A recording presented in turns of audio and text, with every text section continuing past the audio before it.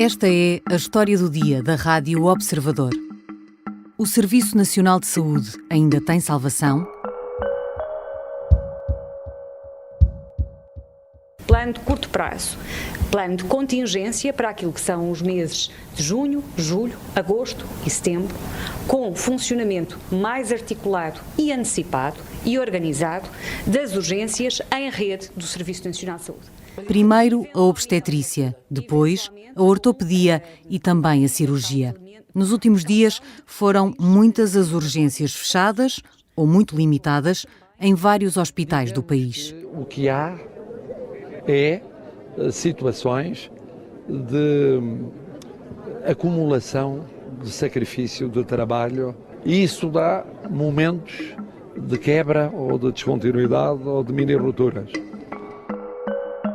Não é, porém, a primeira vez, nem a segunda, nem a terceira. E a causa é sempre a mesma: não há médicos suficientes para preencher as escalas. O Governo promete contratar os especialistas que aceitem trabalhar no SNS. E essa pode ser a questão fundamental. Entre os mais jovens, poucos aceitam ir para serviços sobrecarregados e com meios insuficientes para a enorme procura. E entre os mais velhos, muitos resistiram durante décadas, mas agora estão a sair para o privado. Hoje vou conversar com o Jorge Teixeira, um desses médicos. Trabalhou 38 anos no SNS e antes de sair para o privado, cansado e farto, foram as palavras que usou, era diretor do Serviço de Urgência do Hospital de Braga.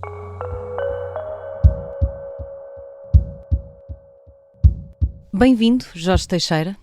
Muito obrigado. Está neste momento no hospital a trabalhar e por isso vamos ter de fazer esta conversa pelo telefone, e está agora a trabalhar no privado depois de 38 anos no SNS. Porquê? Sim, estou aqui essencialmente porque quis fazer alguma coisa e acho que dão-nos mais oportunidades, mas digamos que as minhas ideias são as mesmas, não tive a oportunidade de as pôr em prática. Desistiu do Serviço Nacional de Saúde? Não desisti do Serviço Nacional de Saúde. Eu tentei reformar o sistema por dentro, até que na minha cabeça concluí que não era reformável.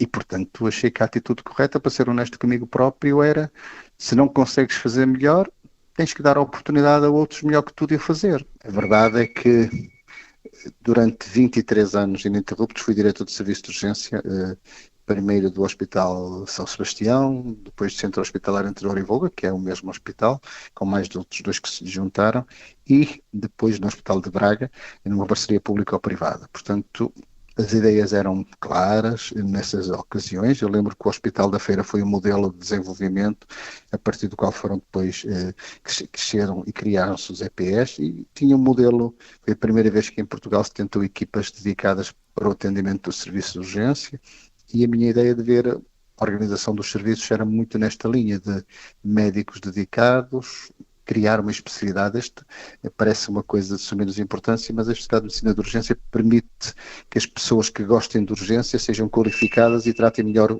os doentes. Mas o que é que mudou? O que eu diria que foi muito o planeamento, a organização e digamos que a pandemia, que não podemos esquecer que tivemos, veio tornar mais óbvio o que estava ligeiramente escondido, que é: nós em Portugal temos muitos médicos, o rácio de médicos é claramente dos melhores da Europa, e a Europa é dos melhores do mundo. Não temos tantos médicos no Serviço Nacional de Saúde, porque o número de médicos tem sido cada vez maior, mas ainda temos no sistema de saúde muitos médicos.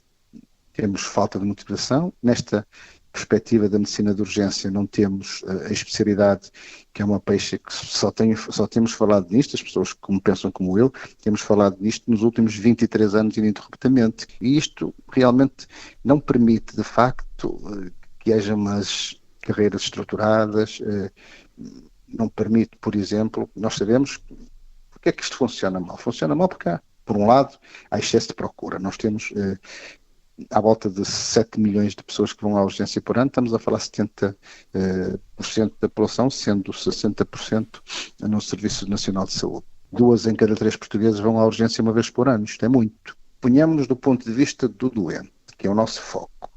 Do ponto de vista do doente, vamos pensar que temos uma queixa qualquer do foro abdominal. E o médico de família ou de urgência acha que é preciso fazer um exame, por exemplo, uma ecografia ou uma taca abdominal. Na urgência, o médico pede na caneta no computador e pede o exame. A ideia passada, correr mal, daí a 2 horas ou 3, tem o resultado da taca.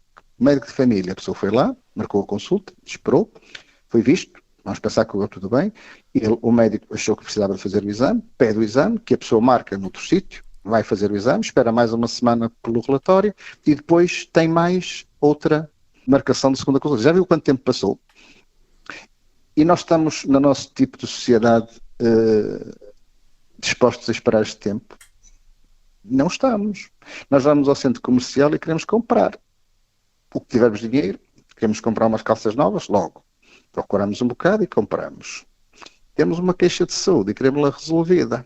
Também logo. Portanto, o que é que mudou? Mudou as pessoas, mudou a demografia, mudou a mortalidade das pessoas, quer dizer, há pessoas muito mais idosas com muito mais patologias e os sistemas não mudaram com este ritmo. Os problemas que temos visto nos últimos dias, com o encerramento de vários serviços de urgência, são apenas um problema crítico específico, como diz o Presidente da República?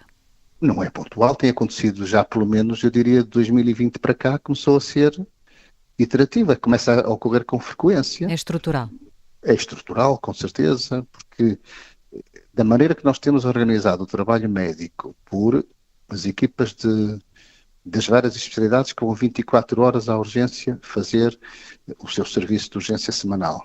Fazem 24 horas, depois têm uma pausa compensatória no dia seguinte e vão para casa. E cumpriram 32 horas de trabalho, das suas 40. Portanto, diga-me como é que é possível organizar bem o atendimento à urgência e o atendimento às enfermarias e nas consultas. Fica difícil de gerir, portanto... Mas é sobretudo um problema de gestão, de organização, de metodologia do trabalho, de motivação, também de... O trabalho mais penoso, como qualquer atividade laboral, tem que ser mais bem pago. É um problema de pagamentos, também de vencimentos. Não é obrigatório que seja por mais dinheiro para as 40 horas de trabalho médico. Por exemplo, no Reino Unido, ainda há pouco tempo, disse-me o futuro Presidente da Sociedade Europeia de Medicina de Urgência e Emergência que estava cada vez mais a ter jovens médicos que já não queriam trabalhar 40 horas, só queriam trabalhar 30. Pronto, é um problema de também adaptar o nosso funcionamento às necessidades e às aspirações dos nossos mais jovens médicos. Portanto, também é geracional. E eu nunca me passou pela cabeça como médico trabalhar menos de 40 horas, a maior parte das vezes trabalho o dobro, e um jovem médico diz que 40 horas está bem, se preferível 30, para lhe permitir fazer outras coisas também dentro da sua vida pessoal. Portanto, digamos, o trabalho como motor de toda a vida e estrutura do ser humano médico, se calhar está a mudar. Desde logo, a contratação de todos os especialistas que aceitem ser contratados pelo Serviço Nacional de Saúde. A Ministra da Saúde diz que é preciso contratar médicos que aceitem trabalhar no SNS. Porquê que há médicos que não aceitam trabalhar no SNS? Há razões diferentes entre os mais velhos e os mais novos, já percebi. Vamos começar pelos mais velhos. Porquê que os mais velhos não querem trabalhar no SNS ou chegam a um momento, como o Jorge Teixeira chegou, de dizer não quero mais isto, não consigo mais? Os médicos da minha idade, que já têm um grau de competência e diferenciação, chegam a um ponto que veem que não estão a utilizar todas as suas capacidades, que não conseguem modificar. Nessa altura acham que é a altura de modificarem-se eles. Os mais novos é o paradigma da nossa sociedade que mudou. As pessoas já não estão dispostas, como eu disse há pouco, a dedicarem-se ao trabalho acima de tudo. Vejo dedicação, vejo capacidade de melhorar, mas não vejo, como é que eu ia dizer, destruir a sua vida pessoal para o bem comum. E acho que isso não é bom para as pessoas também. Neste momento, para o SNS funcionar, teria de ser assim? Teria de fazer aquilo que o Jorge também fez e que diz que não foi bom? Abdicar da vida pessoal? Não, ficar com a minha vida pessoal muito, muito limitada não foi bom para mim. Não foi. Para o sistema não sei se foi, mas para mim claramente não foi. Para o sistema, se nós equilibrarmos, provavelmente somos pessoas mais felizes e equilibrarmos um bocadinho mais, se calhar também é melhor. Agora, como é que se motivam jovens médicos? Isto acabados, a especialidade tem 30 anos e tem à frente deles mais 35 anos de trabalho. Como é que se motivam pessoas para isto? A ganhar 2.749 euros, por aí, tem que fazer 18 horas por semana no serviço de urgência, uma especialidade qualquer, como se motiva esta pessoa? É uma profissão muito diferenciada, técnica. Como é que se motiva? Motiva-se com inovação, com responsabilização, com formação, com incentivos vários, dar cursos, dar capacidade a entidade empregadora de fornecer-lhes formação, tem idas a congressos, motivação através, por exemplo, nas urgências de horários diferenciados para atividades diferenciadas. Há um bocadinho a ideia de que os médicos vão para o privado apenas por causa do dinheiro. Eu acho que é uma ideia errada. Os médicos vão para o privado porque umas vezes ganham mais, outras vezes ganham mais ou menos igual, outras vezes ganharam melhor. Mas tem outras condições. Mas a maior parte dos hospitais privados preocupam-se um pouco mais com os médicos. Preocupam-se um pouco mais com os médicos e com a satisfação de necessidades. Os hospitais públicos, muitos preocupam-se com isto. Dá-me a ideia que não têm os meios totais para fornecer esta todas essas questões de que por exemplo, o Conselho de Administração tem capacidade de dar, porque há 2 profissionais que se salientaram numa atividade qualquer, pode-lhes reduzir, dar-lhes mais 5 dias de férias a cada um. Isto é simples, são medidas de gestão corrente em qualquer empresa. Se o patrão acha que aqueles 2 funcionários são particularmente bons, o jornalista da Rádio Observador é particularmente bom, e o chefe de redação não lhes pode vou-te dar uma atividade que vais ficar mais feliz, vais ter mais notoriedade, ou vais ter 5 dias de férias porque foste brilhante na tua atividade. Não pode fazer isto. E nos médicos é possível fazer isto? Não é nos hospitais públicos? Não é nos hospitais públicos. Os hospitais todos têm que ter, pôr o dedinho do ponto, tem que fazer 40 horas de trabalho e acabou. E as 18 horas de urgência. E depois temos também algumas coisas que eu não acho bem, por exemplo, devido a este desgaste, percebo a motivação, mas continuam a achar bem que aos 55 anos deixou de fazer urgência. Repara, isso o médico devia mudar? Claro que devia mudar. Não é popular isto que eu estou a dizer. Claro que devia mudar. Então, se antigamente nós estávamos velhos aos 60 anos e agora estamos mais ou menos aos 70, não tem muito sentido acabar com as horas à noite a partir dos 50 e sair do serviço de urgência aos 55. Quer dizer que no máximo o médico tem 25 anos para o serviço de urgência. Mais um motivo, aquilo que eu disse, que não é sustentável desta maneira, das tais especialidades irem lá dar uma perninha todas as semanas para o serviço de urgência. O Hospital de Braga foi até recentemente uma PPP, uma parceria público-privada. Era mais fácil trabalhar? Era mais fácil trabalhar, porque o Hospital de Braga essencialmente tem diferenças, os profissionais, como sabem, eram os mesmos, a diferença fundamental era na liberdade de ação do Conselho de Administração. Há uma grande diferença entre um hospital EPE, nas capacidades e competências que tem um Conselho de Administração, público e privado, não há semelhanças. E isso faz diferença no trabalho do dia-a-dia nos serviços? Um dos motivos que me ajudou a perceber que eu não estava bem foi a equipa, no tempo da parceria público-privada, tinha 34 médicos e quando eu saí estavam 20. E não havia capacidade de repor os 14 em falta? Não. As equipas de gestão públicas estiveram impedidas até há muito pouco tempo, eu não sei se não continuam, de contratar médicos para trabalhar exclusivamente no serviço de urgência. A contratação é feita centralizada, a maior parte das vezes centralizada, há especialidade. Como não há especialidade de urgência, também não se pode contratar. Milhares de médicos de várias especialidades têm mais de 65 anos, o que significa que, muito provavelmente, vão reformar-se nos próximos 5 anos. Há capacidade de compensar com a entrada de novos médicos ou vem aí uma hecatombe? Repare bem, nós quando estamos a falar disso, as medidas que tomar agora vão ter efeito daqui a 5, 7 anos, certo? Uma especialidade normal, variam de 5, 7 anos, depois contratações, que em Portugal são rápidas, como sabe, é difícil, portanto vai demorar tempo. O que fizer agora, se nós temos em 5 anos, devíamos estar agora a planear, substituí-los para a frente. Ou não substituir-se nenhuma e mudarmos o sistema de integrar mais públicos, privados, misericórdias e reformar o sistema sem grandes problemas de ideologia e problemas mais de gestão.